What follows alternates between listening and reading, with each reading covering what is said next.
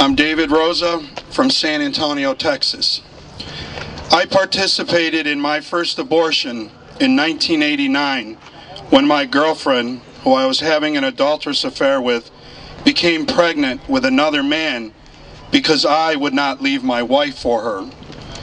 She informed me of her crisis pregnancy to see what my reaction would be. I knew I could not allow myself to be the father of an illegitimate child then. However, since I wanted to continue my physical relationship with this young woman, I told her I would be the man the baby's father could not be and help her with the decision to abort the unwanted child. I remember everything about that hot, ugly, dark, humid summer day. I watched as she slowly walked from the death room of the abortuary. Before we got in the car, she started to vomit, and she told me she had acute abdominal pain. She was bleeding, but they told her that was to be expected. All I wanted to do was escape and get away from her and the entire situation. I felt fearful, yet liberated. I realized how low I could go. I fell into acute depression, alcoholism, and increased my drug use. I had multiple adulterous affairs with depravity of all sorts. I had a drive for money and power.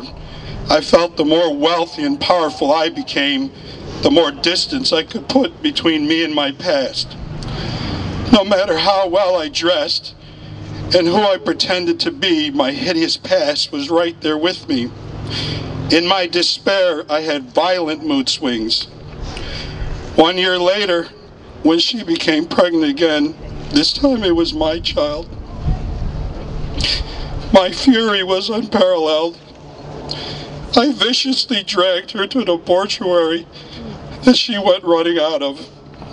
I thought she was lying about being pregnant to trap me into leaving my wife and marrying her. The reality was, I did not want to share or sacrifice anything, my time, my money, with anyone, not even a little baby. I remember that day, the abortuary was packed with women. She was crying. I didn't react. When the baby was dead, I dropped her at a townhouse, returned to my house, and without even thinking about it, I asked my wife what was for dinner. I tried to pretend that everything was normal. It wasn't long after that before I hit rock bottom and checked myself into a rehab center. When I was released, I knew I needed more help. I immediately went to confession with a Catholic priest. It took 3 consecutive days to complete my confession, but I still thought I knew better than God. Even though I had received absolution for my sins, I couldn't accept God's forgiveness.